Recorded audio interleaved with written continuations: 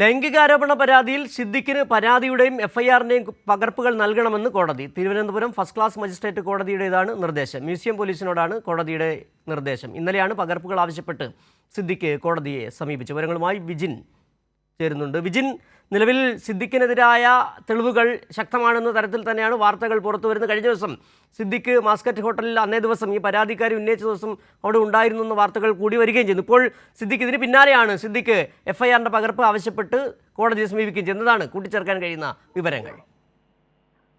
തീർച്ചയായും നേരത്തെ തന്നെ സിദ്ദിഖ് ഈ പരാതിയുടെ പകർപ്പ് ലഭിക്കണം, എഫ്ഐആറിന്റെ കോപ്പി ലഭിക്കണം എന്നാവശ്യപ്പെട്ടുകൊണ്ട് തിരുവനന്തപുരം ഫസ്റ്റ് ക്ലാസ് മജിസ്ട്രേറ്റ് കോടതിയെ സമീപിച്ചിരുന്നു.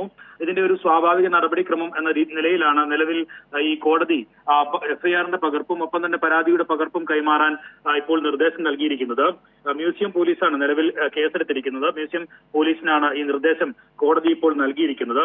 ഇന്നലെയാണ് ഈ വിധി എഫ്ഐആറിന്റെ പകർപ്പും അതുപോലെ തന്നെ പരാതിയുടെ പകർപ്പും ആവശ്യപ്പെട്ട് സിദ്ദിഖ് കോടതിയെ സമീപിച്ചത്.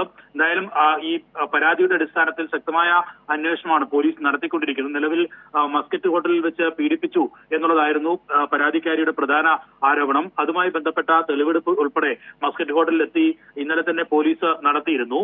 നിലവിൽ ഈ അന്വേഷണം മ്യൂസിയം സ്റ്റേഷനിലാണ് എഫ്ഐആർ രജിസ്റ്റർ ചെയ്തിട്ടുള്ളതെങ്കിലും സ്പെഷ്യൽ ഇൻവെസ്റ്റിഗേഷൻ ടീമിനാണ് അന്വേഷണ ചുമതല ഉണ്ടാവുക. അവരുടെ മേൽനോട്ടത്തിൽ തന്നെയാണ് അന്വേഷണം നടക്കുകയും ചെയ്യുക.